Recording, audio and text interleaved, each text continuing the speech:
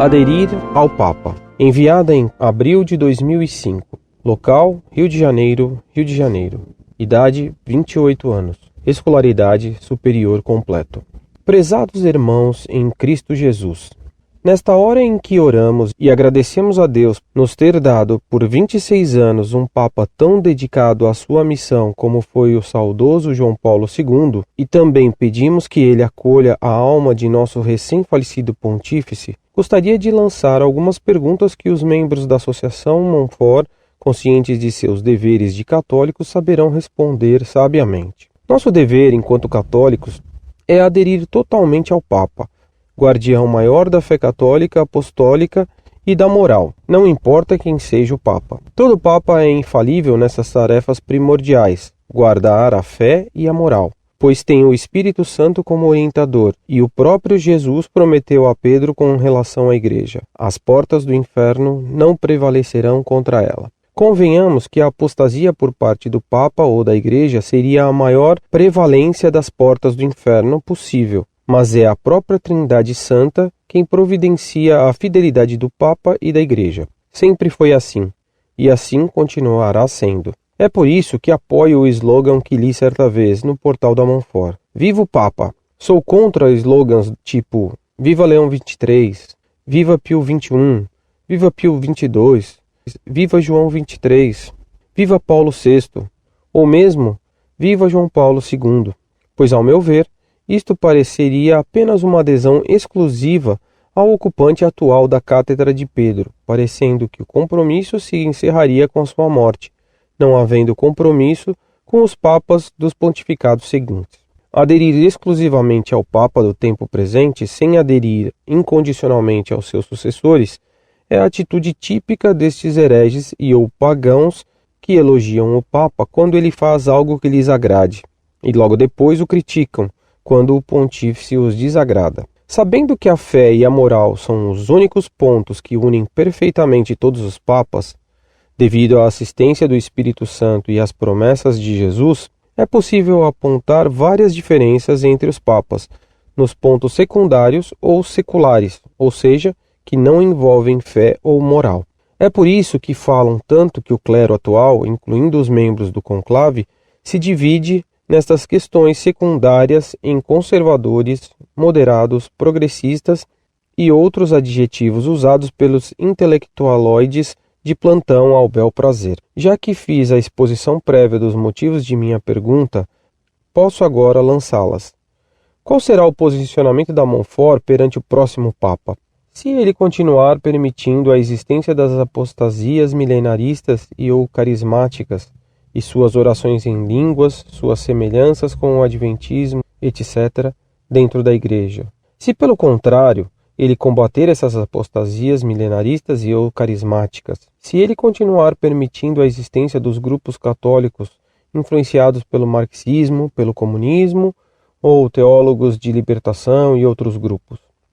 Se, pelo contrário, ele combater esses marxistas ou assemelhados. Se ele continuar permitindo a invasão do liberalismo na Igreja. Se, pelo contrário, ele combater a invasão do liberalismo na Igreja. Se ele continuar permitindo a influência do modernismo na Igreja. Se, pelo contrário, ele combater a influência do modernismo na Igreja. Se ele continuar mantendo o diálogo com os católicos orientais e com os protestantes. Se, pelo contrário, ele quiser colocar esse diálogo nos termos corretos, de que o único futuro correto é todos voltarem a ser católicos. Se ele continuar mantendo o diálogo com líderes não cristãos, judaístas, islâmicos, budistas, hinduístas, etc. Se, por outro lado, ele perceber que a fé católica apostólica não pode se misturar com esses credos.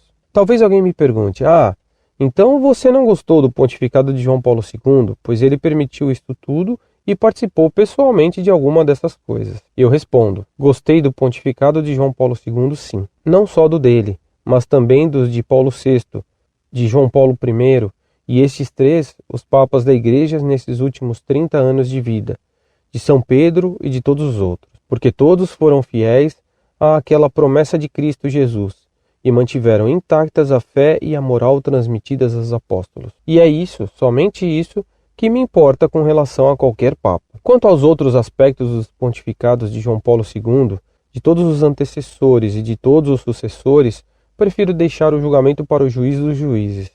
Deste juiz, nenhum papa e nenhum de nós escapará. Estou pronto a aderir incondicionalmente ao papa que for eleito pelo conclave a ser iniciado nos próximos dias, seja ele quem for. Queria encerrar com uma perguntinha curta. Notei que o cardeal Joseph Ratzinger é o preferido pela Montfort. E o que vocês diriam se ele se tornasse papa agora? Agradeço antecipadamente pelas respostas. Muito prezado, salve Maria. Concordo com todas as suas afirmações sobre a adesão que os católicos devem ter ao Papa, qualquer que seja ele, e ainda que sua política pessoal não nos agrade. Concordo também com você no que diz de tantos padres e bispos que agora elogiam João Paulo II só para estar na onda da mídia, mas que durante a vida do Papa João Paulo II jamais acataram ou obedeceram seus decretos, por exemplo, sobre os confessionários ou contra os abusos litúrgicos que se veem nas missas. Quanto mais escândalos causam certos teólogos que largaram a batina e dirigem cursos de teologia até na PUC e se atrevem a propor modelos de papas a serem eleitos segundo suas perspectivas heréticas. Você me faz perguntas com muitos ses. Respondo-lhe de um modo genérico. O dever do fiel é sempre o de aceitar o que o Papa ensina ex cátedra e também no seu magistério ordinário, desde que ele repita no magistério ordinário o que sempre a Igreja ensinou. Se um Papa ensinar pessoalmente, como pessoa particular, algum erro ou mesmo heresia, o que diz São Roberto Bellarmino é que se deve resistir ao ensinamento errado sem contestar a autoridade do Sumo Pontífice, nem negá-lo como Papa. Negar a autoridade do Papa, como fazem hoje os chamados sedevacantistas, é cair em cisma e, muito possivelmente, em heresia.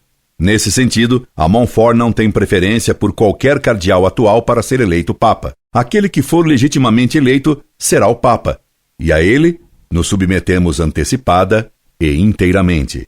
Nessa questão, não podemos esquecer que Deus age, e que Deus pode fazer de um cardeal muito ruim, doutrinariamente falando, um excelente Papa.